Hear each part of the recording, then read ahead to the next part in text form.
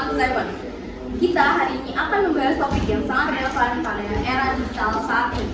Saya Janet Tenaga Fitriawan. Saya Rizky Alifia. Kami akan memandu diskusi menarik tentang fenomena yang sedang berkembang pesat di Indonesia, yaitu freelancing atau kerja lepas di era digital. Betul sekali. Tahukah kalian dari Badan Pusat Statistik per Februari 2025 menunjukkan bahwa rata-rata pendapatan freelancer di Indonesia mencapai 1,76 juta per bulannya. Bahkan sektor industri bisa mencapai 2,17 sektor juta rupiah. Angka yang cukup fantastis. Dan yang lebih menarik lagi, jumlah pekerja informal termasuk freelancer sudah mencapai 8,8 juta jiwa atau 57,95% dari total pekerja Indonesia per Agustus 2020. Ini berarti lebih dari setengah tenaga kerja Indonesia adalah pekerja informal. Nah, untuk membahas fenomena ini secara yang mendalam, hari ini kami memiliki berbagai narasumber yang kompeten dari berbagai latar belakang. Mari kita sambut. Pertama, seorang mahasiswa yang mempresentasikan generasi muda, Asa.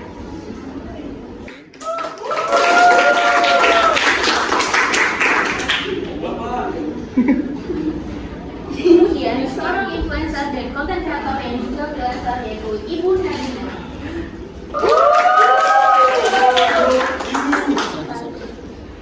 Pakar ekonomi kami, Ibu Priscia.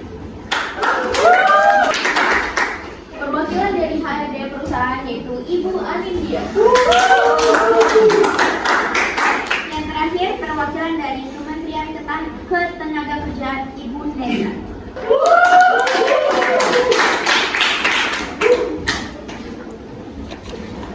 Selamat datang kepada narasumber kami yang sudah kami persilakan datang. Kita akan langsung mulai di sini. Oke, kita mulai dari perspektif anak muda dulu. Sebagai mahasiswa yang mungkin sudah mencoba memulai freelancing atau paling tidak mengenal teman-teman yang sudah mendahului freelancing itu, bisa ceritakan apa yang membuat freelancing menarik bagi generasi muda seperti kalian? Oke, jadi terima kasih sebelumnya. Ada beberapa hal yang menurut kami itu freelance itu adalah sebuah hal yang sangat menarik untuk kami, terutama khususnya para generasi muda. Yang pertama itu adalah fleksibilitas waktu.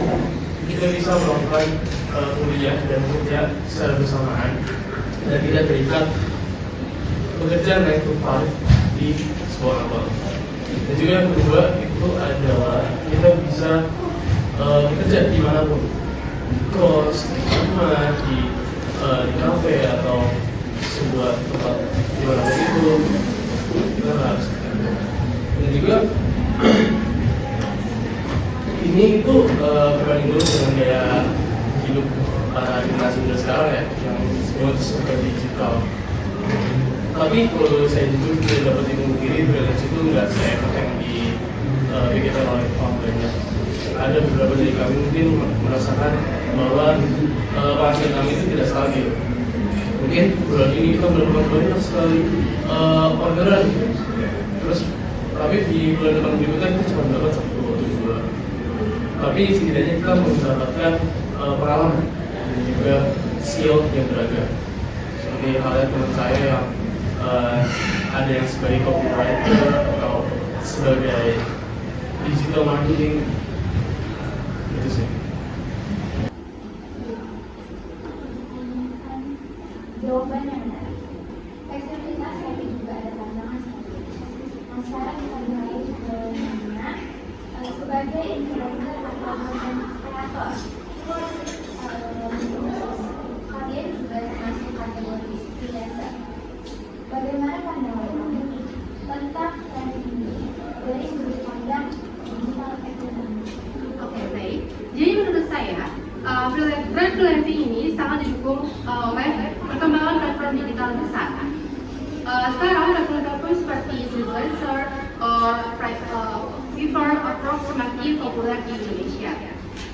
Nah, media sosial itu seperti Instagram dan TikTok juga bisa menjadi faktor kita untuk menarik klien ya. Nah, berbicara tentang pekerjaan, ternyata yang paling diminati itu seperti sosial media manajemen, video creating, habis itu ada juga content creator atau digital marketing. Yang menarik bagi freelancer ini, ternyata kita tuh nggak cuma bisa dapat dari klien Indonesia aja, tapi kita dari luar negeri bisa menarik klien itu. Nah, dari luar negeri ini kita juga bisa mendapat peluang besar karena bisa earning dalam dolar. Tapi di sisi lain ternyata memiliki tantangan yang besar. Kompetisinya sangat ketat karena di dalam media sosial itu seperti kita tahu algoritmanya sangat cepat berubah ya saya. Ternyata memiliki tantangan yang besar. Kompetisinya sangat ketat karena di dalam media sosial itu seperti kita tahu algoritmanya sangat cepat berubah ya kayak tren ini di minggu ini kayak gini dari cepat di dalam dari tantangan bagi perekonomian Terima kasih dan izin menjawab. Jadi secara ekonomi makro, fenomena freelancing ini memiliki kontribusi yang sangat positif untuk perekonomian di Indonesia. Kenapa? Karena yang pertama, freelancing ini tuh membuka lapangan pekerjaan baru di era digital yang sekarang ini sedang marak-maraknya. Nah, hal ini juga sangat penting untuk membantu mengurangi tingkat pengangguran di Indonesia. Bahkan data terakhir menunjukkan tingkat pengangguran terbuka kita sekitar 4,82% per Agustus tahun 2024. Tim ekonomi atau ekonomi berbasis proyek ini juga berkontribusi pada produk domestik kita atau produk domestik bruto kita dan memfasilitasi pertumbuhan UMKM.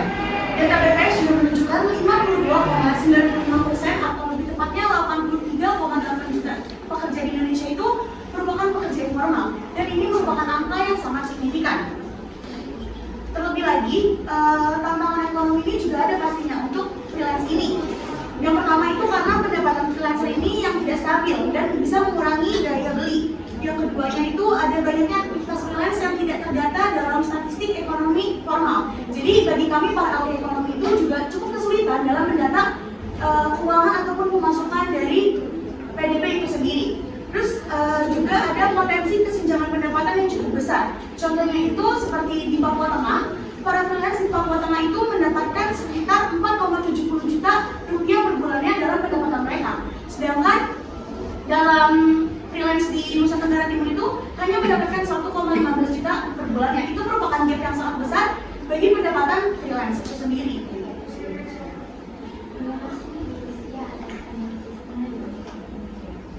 Jadi ada peluang besar tapi juga ada tantangan yang harus dihadapi.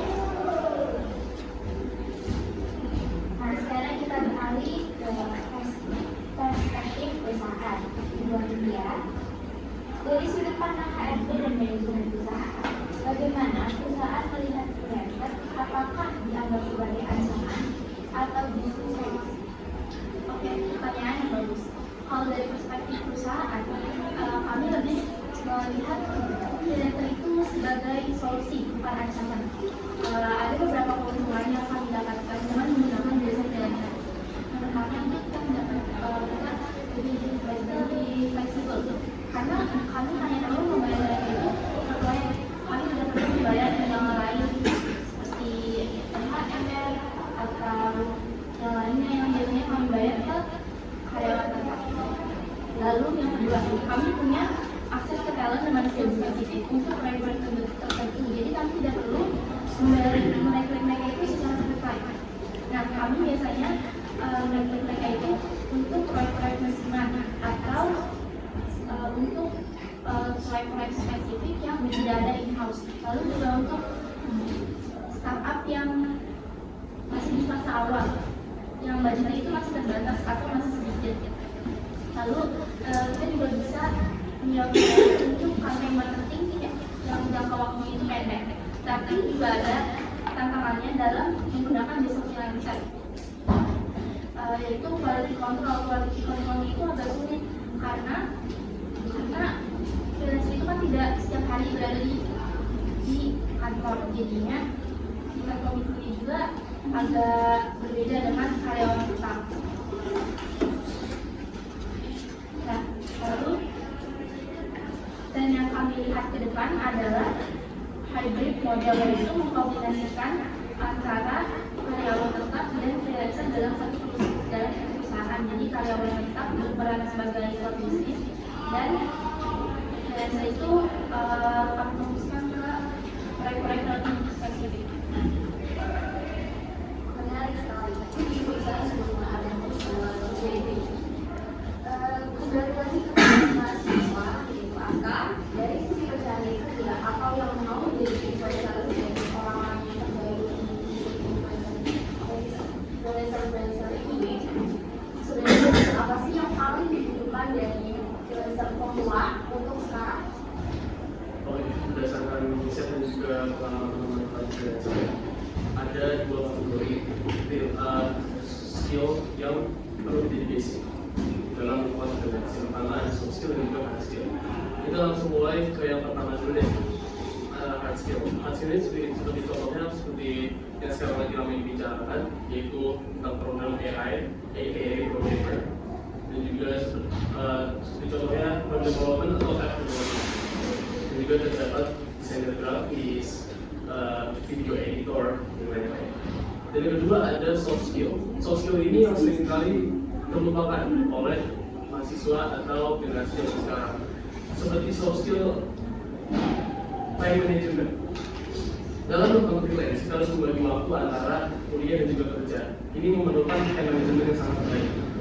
Terutama bagi kami sebagai mahasiswa yang misalkan ngekos dan mencoba untuk hidup mandiri, kita perlu melakukan manajemen time management yang baik. Yang kedua ada communication skill. Communication skill ini sangat dibutuhkan, apalagi sekarang banyak sekali pekerjaan yang membutuhkan skill komunikasi yang baik. Apalagi kalau misalnya sebagai freelancer, kita harus meyakinkan klien, misalkan kita mempresentasikan hasil karya kita atau pekerjaan kita supaya meyakinkan klien.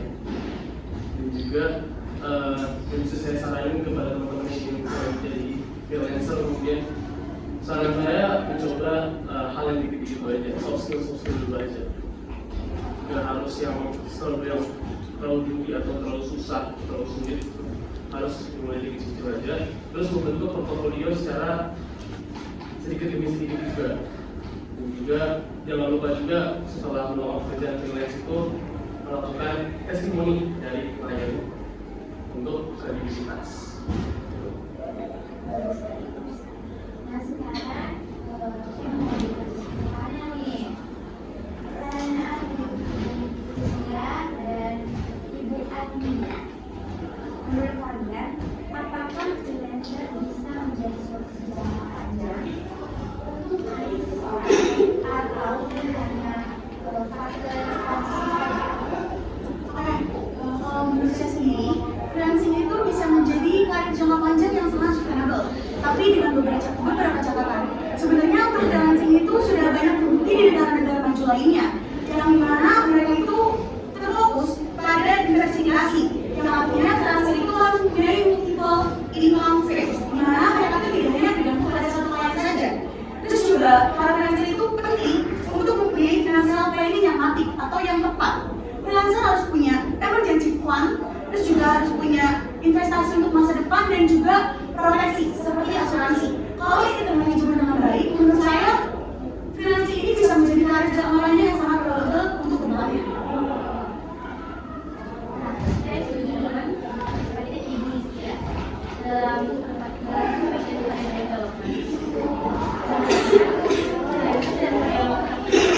Masing-masing untuk stability dan impact.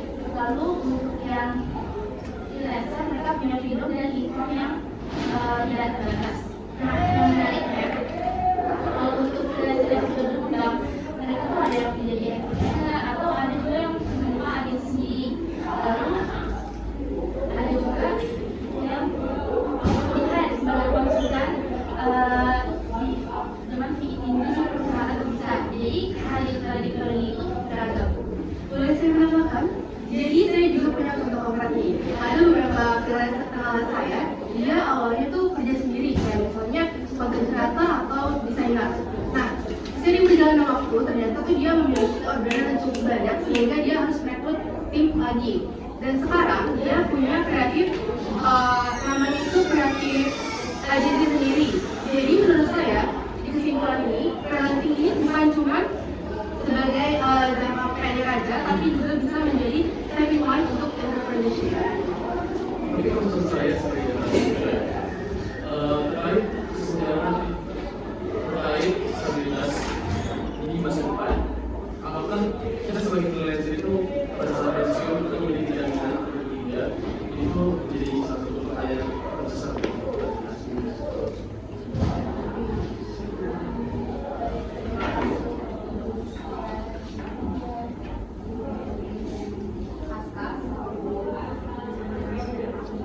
Selanjutnya, kita masuk ke topik yang sangat penting, yaitu regulasi dan perlindungan lingkungan kerja. Berita dari Kementerian Ketenagakerjaan. Bisa dijelaskan bagaimana status hukum freelancer di Indonesia? Apakah mereka terlindungi secara legal dan apakah yang sesuai dengan hukum di Indonesia? Terima kasih. Pertanyaan itu sangat penting dan sering banget ditanyakan. Jadi freelancer Indonesia ini sudah diatur di berbagai regulasi. Yaitu Undang-Undang Nomor 13 Tahun 2003 yaitu tentang ketenagakerjaan. Jadi freelancer ini termasuk kategori perjanjian kerja waktu tertentu atau bisa dibilang dengan freelance. Ada pula juga keputusan Menteri Tenaga Kerja dan Transmigrasi Nomor 100 Tahun 2004 tentang perjanjian kerja harian kepastian. Yang terbaru itu ada peraturan pemerintah Nomor 35 Tahun 2021 turunan dari Undang-Undang Cipta Kerja yang juga menyinggung pekerjaan berbasis proyek. Terus juga freelancer itu punya hak-hak yang harus dijaga. Pertama itu freelancer berhak mendapatkan kontrak kerja masuk di jelas. Terus yang kedua ini dan keempat dimulai. kesepakatan antara dua dan ketiga ini POMP itu mereka berhak seperti itu. Time to begin the fourth lesson. Di satu tahun mencapai mereka yang hadir, mereka berhak melaporkan jika mereka tidak diberikan upah sesuai dengan perjanjian.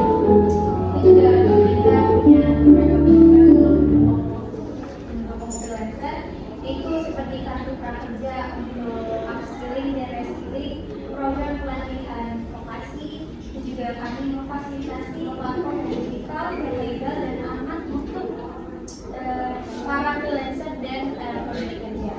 Terus juga menurut saya ya, tantangannya juga masih banyak banget gitu. Freelancer tanpa kontrak juga freelancer tanpa kontrak yang tertulis, itu juga penegakan aturan yang juga masih lemah.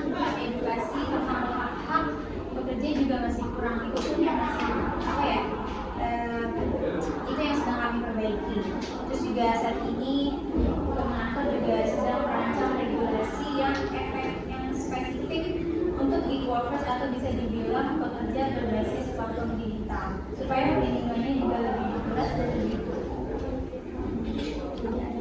hukumnya ya. Iya.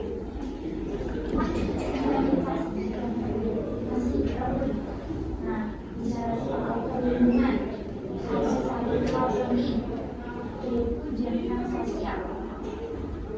Ibu Rizkia, BPJS Ketenagakerjaan kan ada untuk melindungi pekerja. Tapi apakah freelancer aware dan memanfaatkan program ini? Nah, sebenarnya ini masalah yang cukup serius ya. Karena pada realitanya itu para freelancer atau pekerja selama ini belum terdaftar dalam BPJS Ketenagakerjaan, di mana menurut data terakhir hanya sedikit dari startup atau freelance ini yang sudah mulai mengikuti BPJS atau sudah terlindungi di BPJS.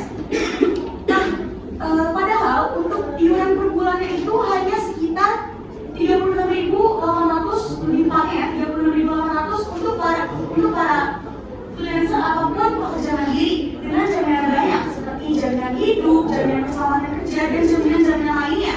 Kalau misalnya tanya kenapa banyak freelancer yang masih kurang aware atau masih tabu lah dalam hal BPJS ini, karena yang pertama adalah kurangnya sosialisasi dari pemerintah. Terus juga yang kedua, banyak sekali dari freelancer itu yang masih memikirkan atau memprioritaskan tentang shownya mereka sendiri tanpa memikirkan atau memprioritaskan proyeksi ke depannya. Terus yang ketiga atau yang paling biasa kita dengar itu adalah BPJS itu bagi mereka tuh ribet atau nggak sulit untuk dilakukan. Jadi mereka tuh selalu menunda-nunda untuk melakukan hal tersebut. Padahal hal ini tuh sangat memiliki benefit yang sangat baik untuk mereka. Seperti contohnya adalah tunjangan hidup atau tunjangan pensiun. Dimana ketika mereka pensiun mereka sudah memiliki BPJS untuk kedepannya gitu. Terus juga yang kedua adalah keselamatan dalam bekerja. Jika terjadi hal yang tidak, sudah ada asuransi keselamatan bekerja ataupun asuransi lainnya yang memiliki benefit yang sangat baik.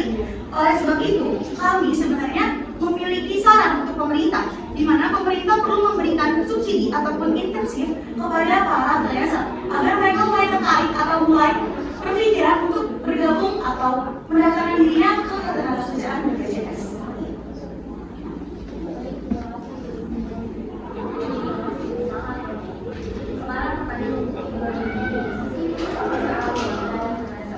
Apakah perusahaan punya tanggung jawab untuk menjaga mereka?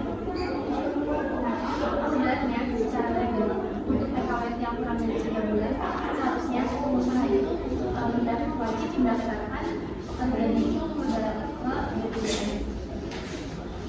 Tapi di praktik lapangan ini sering diabaikan banyak pengusaha yang menganggap kalau misalnya freelancer itu bukan tanggung jawabnya untuk di-cover BPJS-nya. Jadi banyak freelancer yang meng-cover, banyak freelancer yang masih bayar BPJS-nya itu mandiri, bayar sendiri. Tapi untuk perusahaan yang sudah besar atau perusahaan signature,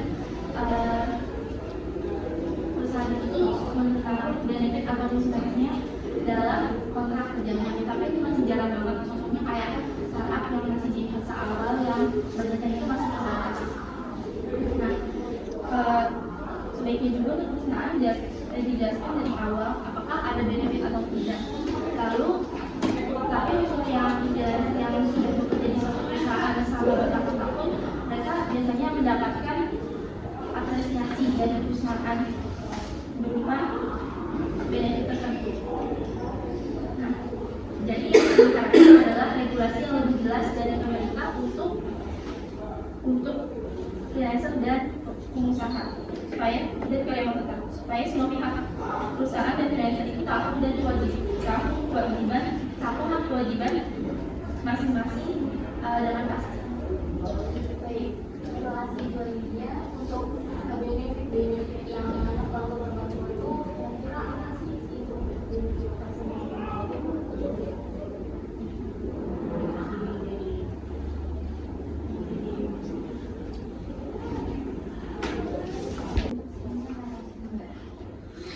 Menurut kalian, apakah freelancer seharusnya diwajibkan punya BPJS seperti karyawan tetap?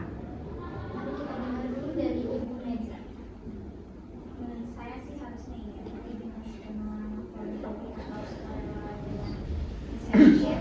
Jadi bukan paksaan keras, tapi pemerintah memberikan kemudahan dan bahkan subsidi untuk mendorong freelance untuk mendaftar. Program volunteer BPJS ini juga sedang kami kembangkan supaya lebih aksesibel dan affordable. Ini mungkin awalnya perspektif generasi muda tidak terlalu penting ya. Tapi setelah saya mendengar diskusi barusan oleh para ibu sekalian, mungkin BPJS itu sangat penting. Mungkin sekarang kita merasa bahwa masa muda kita tuh kayak sehat-sehat aja, alhamdulillah. Juga para teman-teman sekalian ini yang di sini sehat-sehat. Tapi kita nggak tahu some accident pasti bakal terjadi. Kapan aja, dari mana aja, dan juga pasti masa tua akan datang. Dan menurut saya ini adalah BPJS itu sangat penting ya menurut saya. Tapi mungkin perlu ada diadakan sebuah sosialisasi yang gencar agar masyarakat itu lebih aware. Oke, saya setuju banget dengan Asra. Dari pengalaman pribadi saya, dulu tuh saya nggak ikut BPJS, saya pakai asuransi swasta. Namun setelah di comparing cost dan benefit, ternyata tuh sebenarnya BPJS lebih affordable daripada asuransi swasta ini. Karena untuk freelancer tersendiri kan penghasilannya tuh nggak stabil ya. Jadi dengan BPJS ini yang iurannya mulai dari 36.000 jauh lebih realistis dibandingkan dengan asuransi swasta yang biayanya itu lebih dari ratusan ribu rupiah. Baik, terima kasih atas sharingnya dan insight yang sangat penting yang dilakukan semua orang. dari segmen ekonomi Indonesia. Dari semua yang sudah dibahas, apa sebenarnya tantangan terbesar yang akan dihadapi oleh freelancer Indonesia dalam 5 tahun ke depan? Untuk tantangan bagi freelance itu sebenarnya tantangannya cukup kompleks, cukup berat. Di mana dari sisi ekonomi sebenarnya yang pertama itu tentu saja ketidakpastian pendapatan daripada freelance. Seperti tadi sudah saya jelaskan juga, di setiap daerah pasti freelance itu memiliki pendapatan yang sangat berbeda, bahkan timbangannya sangat besar. Yang antara freelance satu dengan freelance lain yang berbeda ini memiliki gap yang sangat besar, dan tidak ada gaji bulanan pasti untuk para freelance. Di mana berbeda dengan kita sebagai pekerja yang memiliki gaji tetap, freelance itu mempunyai gaji yang berbeda setiap bulan, yang bahkan jika mereka tidak ada panggilan sama sekali pun mereka tidak akan memiliki gaji, kan? Terus yang kedua, persaingan global. Freelance itu tidak hanya bersaing secara nasional saja, secara di Indonesia juga, tapi mereka juga bisa bersaing secara global. Bahkan sekarang negara-negara itu memungkinkan untuk menawarkan harga yang lebih murah. Contohnya seperti China. China memiliki banyak sekali freelance yang menawarkan harga yang lebih murah di sosial media dibandingkan freelance kita. Seperti itu. Terus juga banyak sekali platform fee yang menjadi beban. Seperti Fiverr ataupun Upwork memotong sekitar 20% dari pendapatan freelance itu sendiri. Jadi untuk membayar fee dari aplikasi ataupun media yang mereka gunakan saja itu sudah dipotong 20% dari pendapatan mereka gitu loh. Jadi hal ini tentu sangat merugikan pendapatan freelance ke depannya. Terus juga mereka tuh masih bingung nih antara masalah membayar pajak. Apakah mereka harus membayar pajak PPh 21 ataupun PPh 23, dan bagaimana cara pelaporannya? Karena juga banyak sekali aktivitas dari freelancer ini tuh yang tidak terdata dalam statistik ekonomi nasional atau statistik ekonomi formal. Jadi tentu saja mereka tuh agak sedikit rumit untuk melaporkan bagaimana mereka harus membayar pajak seperti itu. Terus juga dari sisi teknologi, seperti yang kita tahu AI sudah marak-maraknya anak-anak di sini. Jadi kayak bahkan kegiatan-kegiatan yang biasa dilakukan oleh para freelance itu sudah banyak yang bisa dikerjakan oleh AI. Contohnya seperti desain sederhana. Jika kita cuma tinggal ketik, oke AI, tolong buatkan desain seperti ini, itu tentu saja sudah jadi gitu kan, tanpa kita membayar. Kita cukup bermodalkan pauta. Sedangkan untuk freelance ini, pastinya kita harus membayar freelance jika kita menggunakan jasa mereka. Nah, bukan hanya tentang persaingan global, tapi persaingan dengan teknologi ini juga menjadi tantangan bagi freelance untuk terus mengasah skillnya, untuk terus mengasah keterampilan mereka agar mereka tidak tertinggal dengan teknologi yang akan terus berkembang seiring berjalannya waktu. Terus juga ada yang namanya platform dependensi, di mana hal itu bersangkutan kepada kalau bergantungnya pada satu platform atau bisa beresiko kalau algoritma platform ini berubah atau platform tersebut berubah. Jadi ada beberapa freelancer yang hanya bergantung pada satu platform. Jadi di mana ketika platform tersebut bangkrut atau mungkin platform tersebut ada yang berubah, hal itu dapat mempengaruhi kinerja dari freelancer itu sendiri. Terus yang terakhir adalah remote work sudah menjadi norma baru pasca pandemi. Pasar global terbuka bebas. Jadi sebenarnya freelance itu mempunyai kesempatan yang sangat besar gitu. Tapi karena adanya beberapa tantangan ini, justru membuat freelance itu harus memutar kembali bagaimana cara mereka tetap survive, bagaimana mereka bisa terus berjalan tanpa terganggu oleh tantangan-tantangan yang selama ini sebenarnya menjadi mereka dari belakang.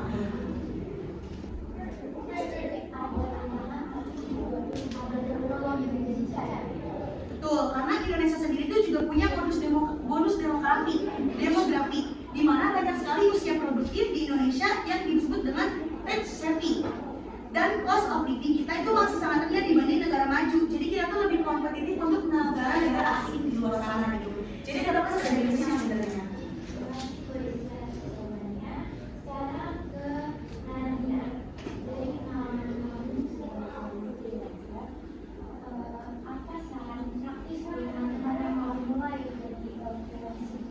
Oke baik, jadi tips dari saya untuk teman-teman baru pemula ini, yang pertama adalah langsung ke win full time job kalau kalian punya, dan itu tuh mulai dulu dari side hustle sambil tetap ada income yang stabil. Yang kedua, buat portfolio yang kuat. Kalau perlu ambil satu atau dua dari proyek yang tanpa di awal, jadi untuk mendapatkan info portfolio dan testimoni.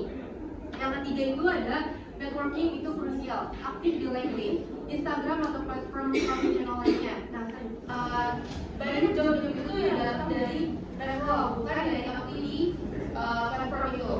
Yang keempat, dari pricing strategi. Jangan terlalu murah untuk harganya, karena itu bisa merusak market dan juga merendahkan value diri sendiri.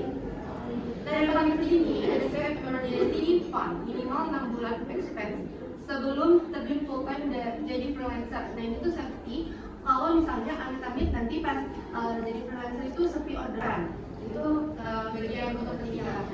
Nah dari sisi mindset, dan itu freelancing ini bukan hanya untuk hiburan, jadi kayak saat-saat balik kerja itu enggak, tapi justru kita disuruh untuk disiplin yang lebih ketat karena kita nggak ada yang punya. Untuk platform yang baru pemula ini, saya sarankan untuk mulai dari lokal dulu seperti freelancer atau project dalam keadaan juga sih. Nah, pertanyaan terakhir untuk segmen ini untuk Ibu Neva, apa visi pemerintah untuk ekosistem freelancer Indonesia? Terima kasih. Pemerintah itu sangat aware bahwa freelancing dan gig economy ini adalah masa depan dari dunia kerja. Juga kami punya rencana jangka pendek dan jangka panjangnya, itu jangka pendeknya kami sedang menyusun peraturan menteri yang khusus untuk tentang gig workers ini.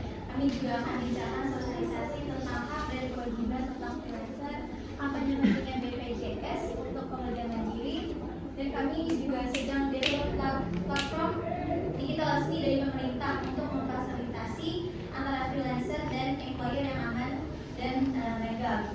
Dan untuk jangka panjangnya ini kami mengintegrasikan ekonomi ini ke dalam perencanaan tenaga kerja nasional.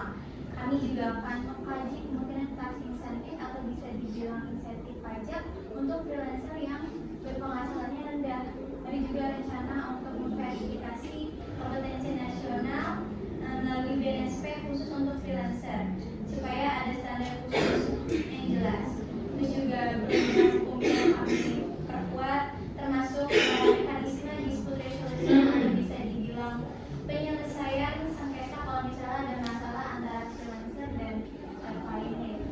Ini juga berkolaborasi dengan Kemendikbudristek untuk kurikulum pendidikan vokasi yang lebih relevan dengan kebutuhan freelancing, dengan platform-platform digital untuk memastikan kompleks, dan dengan asosiasi industri untuk standarisasi. Jadi target besar kami itu menjadikan Indonesia sebagai freelancer yang terbaik di Asia Tenggara, terus juga dengan populasi juga yang besar, penetrasi digital yang tinggi, dan dukungan juga pemerintah yang kuat. Saya yakin ini bisa tercapai.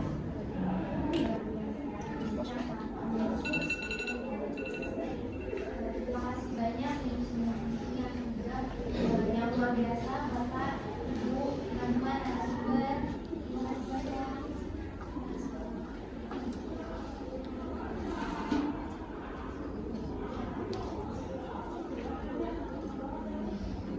Baik, terima kasih.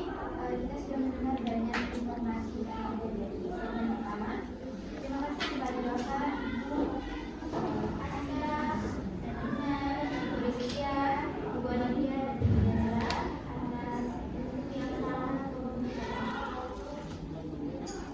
ya, sebelum kita lanjut ke segmen kedua, mari kita rekap poin-poin penting dari diskusi kita tadi. Pertama adalah untuk pengembangan digital apa yang dijawab pendapat kita menjadi formal Indonesia. Yang kedua akan membawa usaha kami juga atas ketidakpastian pencapaian dan perlindungan sosial. Yang ketiga adalah regulasi yang ada tapi incomplete, masih harus diperkuat lagi. Dan yang keempat, pemerintah dan pemerintah untuk membuat ekosistem freelancing yang lebih baik di Indonesia. Baik, terima kasih semuanya atas partisipasi pada kali ini sudah berubah. Kita akan ada lanjutan.